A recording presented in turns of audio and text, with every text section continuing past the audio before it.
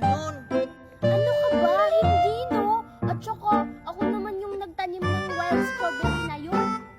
Ay, ikaw pala yung nagtanim nun, Nicole. Ang bilis namang tumubo. Mabilis lang naman tumubo yung wild strawberry. Tara na, baka maunahan pa tayo ni Daddy. Oo nga, no. Baka ibenta ng daddy mo yung wild strawberry dun sa merkado. Mamahalin pa naman yung mga wild strawberry. Tara na, manguha na tayo. Sige na nga. O ayan, Queenie, nandito na tayo sa wild strawberry na tinanim ko. Di ba, ang dami ng hinog? Oo nga, Nicole. Ang dami ng hinog. Ito, oh. Kaso, bakit ganito yung wild strawberry mo, Nicole? Patingin. Hala, bulok na. Baka kinain to ng ibon. Siguro, naunahan na tayo ng ibon, Nicole. Bakit kasi ngayon mo palang sinabi na ngayon tayo kumuha ng mga strawberry na tinanim mo? Sige na, Nicole, kumuha ka na. Dito lang ako. Ay, hindi mo ako tutulungan kumuha ng mga wild strawberry? Tutulungan, pero dito na lang ako sa baba. Dito sa maaabot ko, oh. Ayan, nakuha na akong wild strawberry. Sige na, kumuha ka na. O sige, damihan mo ha. Ako na lang kukuha dun sa mga matataas. Dun sa taas, Nicole, ang dami dun, oh. Yes, dalawa na yung nakuha kong wild strawberry. O ayan, Queenie, ang dami ko nang nakuha. Sakto na to. Oo, sakto na yan. Marami na rin akong nakuha, oh. Anong susunod natin kukunin dito sa farm nyo? Doon naman tayo sa cocomelon namin. Baka hinog na yun. May cocomelon kayong prutas? Naku, favorite ko pa naman yan. Tara, manguha na tayo. O tara, sundan mo ko. May cocomelon pala silang prutas dito. Naku, Queenie, sakto yung pagpunta natin. Ayun yung cocomelon namin, no? Hinog na yan. Ha? Nahihibang ka na ba, Nicole? Hinog na ba yan? Eh, kulay green pa lang eh. Di ba yellow kapag hinog na? Ano ka ba? Ganyan naman talaga yung kulay ng cocomelon kapag hinog na. Sure ka? Eh, hilaw pa yan eh. Hinog na nga yan. Sige, kukunin ko na.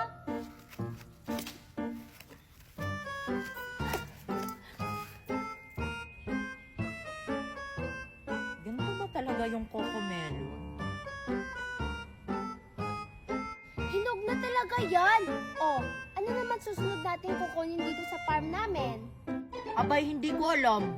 Sa inyo naman tong farm to, di ba? Ay, oo nga pala, sa amin pala to. Ay, alam ko na, Queenie. Lansones na lang yung susunod natin kukunin. Talaga, Nicole? May lansunes kayo dito? Oo, si Daddy yung nagtanim nun. O, tara na. Ang dami talagang prutas ni na Nicole dito sa farm nila. Lansones? Ang sarap na prutas nun. O, ayan, Queenie, yung lansones namin. Ang daming bunga. Swerte yung pagpunta natin dito. Lahat ng prutas namin namumunga. Oo nga. At saka, ang dali pa niyang kunin kasi naaabot ng kamay natin. Hindi talaga tayo magugutom, Queenie, kapag pumunta tayo dito sa farm namin. Oo nga. Tsaka mabubusog tayo dito. Tulad ng mga kinuha natin, ang dami-dami na. Oh, manguha na tayo ng lansones. Dun ka, ako dito. Sige, dadamihan ko sa pagkuha. Ang bango-bango ng lansones. Ang sarap-sarap nito.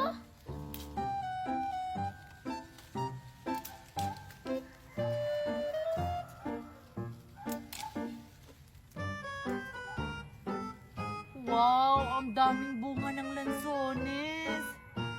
Dadamihan ko sa pagkuha kasi bibigyan ko yung mami at saka daddy ko. Para hindi na sila bibili dun sa merkado.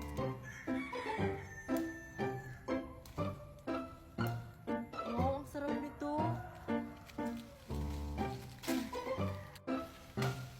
O, ayan. Okay na itong mga nakuha ko. Oy, Queenie, tapos ka na. Tayo na. Ang bilis naman. Wait lang, saglit. Dadamihan ko pa. O, ayan, okay na to. O tara, kainin na natin to. O, ayan, Nicole. Ito yung mga nakuha ko dito sa farm nyo. Wild strawberry, coco melon, at saka lansunes. Mas madami pa yung nakuha ko kaysa sa'yo at saka malaki yung cocomelon ko. Pareho lang naman eh. Ano, kakainin na natin to? Oo, kaya nga kinuha natin. Sayang naman kung itatapon lang natin to. Malalago talaga tayo kay Daddy. Oo nga, no. Ano kayang uunahin ko dito? Ay, ito na lang. Yung wild strawberry. Tikman ko nga kung masarap ba.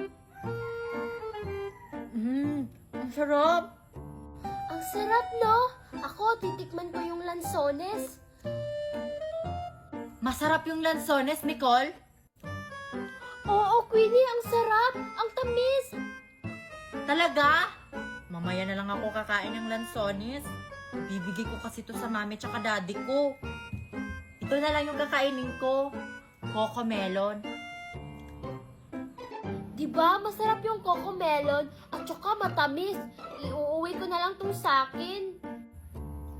Ang sarap talaga ng coco melon. Pero favorite ko yung wild strawberry. Hoy, Queenie, hinog na kaya yung tinanim mo na bayabas? Di ba nung nakaraang araw, pinuntahan natin tapos hilaw pa? Hindi ko alam, Marian, kung hinog na ba yun. Pero sa tingin ko, parang hinog na. Di ba natin puntahan yun? Baka maunahan pa tayo ng mga magnanakaw. Hindi naman siguro. Wala namang nakakaalam na may bunga yung tinanim ko na bayabas.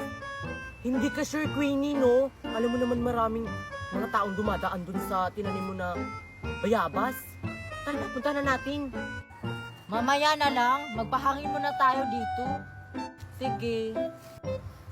Uy, Mickey, maghanap kaya tayo ng prutas. Kahit anong prutas, basta nakakain. Sige, tara! Going up, sour moment. May nakikita ka ng prutas? Wala pa nga eh. Hala, Nicole, prutas ba to? Ay, oo nga, prutas to. Bayabas to. Saan mo to nakita? Dito lang. Hanapin natin yung puno ng bayabas na to. Baka may marami pang bunga. Sige, saan nga yun? Ay, ayun pala, Nicole! Oo nga, ang daming bunga ng bayabas. Tara, manguha na tayo. Baka maunahan pa tayo ng iba. Ang dami. Very glowing. Hala, yung bayabas na tinanim ni na Queenie, kinuha ni na Nicole. Tara, isumbong natin. Hala, ang dami na nating nakuha. Tara, kainin na natin to. Ang sarap ng hangin dito, Mariano. Ang lakas-lakas. Oo nga, Queenie. Buti na lang dito tayo nagtambay. Ang ganda talaga. Queenie!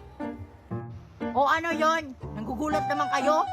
Yung tinanim mo na bayabas, kinuha ni na Nicole. Oo nga, Queenie. Si Mickey yung kasama niya. O diba sabi ko sa'yo, Queenie? Ayan tuloy, naunahan tayo ng iba. Sabi ko naman sa'yo kanina na puntahan na natin yun. Oh, paano yan, Marian? Naunahan na pala tayo ni na Nicole. Anong gagawin natin? Eh di ano pa ba? Puntahan na natin sila. Kunin natin yung mga nakuha nilang bayabas. Sige. Lendimi at saka Bianca, alam nyo ba kung saan sila pumunta? Yun lang, Queenie. Hindi namin alam. Puntahan mo na lang sila dun sa bayabas niyo. Humanda sila ngayon. Hindi sila yung nagtanim, tapos sila yung kumuha. Ang swerte naman nila. Tara, Marian! Tara! Lagot sila ngayon. Oo nga. Ang swerte talaga natin, Mickey, no? Nakakita tayo ng bayabas at saka marami pang bunga. Sige, kainin na natin, Nicole. Sige.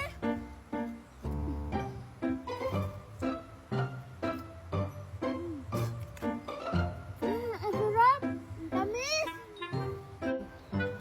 Oo yan, Queenie. Sabi ko naman sa'yo, hinog na yung bayabas mo. Ayan tuloy, naunahan tayo ni na Nicole. Anong gagawin natin? Ako yung nagtanim, tapos iba yung nakinabang. Ang tamis-tamis. Ang sarap. Naririnig mo ba yung naririnig ko, Queenie? Oo, parang may kumakain ah. Ay, ayun! Umanda kayo, Nicole. Masarap. Hoy, Nicole! Kayo pala kumuha ng tinanim ko na bayabas. Lagot kayo ngayon! Ha? Anong pinagsasabi mo? E binili namin to. Oo nga. May nagsumbong sa amin, no? Si Lindy May at saka si Bianca. Nakita kayo nila na kayo yung kumuha sa bayabas ni Queenie. Kaya wag na kayo magsinungaling. Patay tayo. Si Queenie pala yung may-ari ng prutas na yun. Oy, Queenie, pasensya ka na. Hindi kasi namin alam na ikaw pala yung may-ari ng prutas. Bakit nyo naman ginawa yun? Alam nyo namang hindi kayo yung may-ari. Oo nga.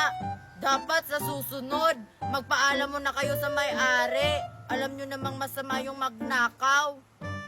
Ah, sige, Queenie. Sa susunod, magpapaalam na kami sa may-ari pag may nakita kaming prutas. Ah, sige.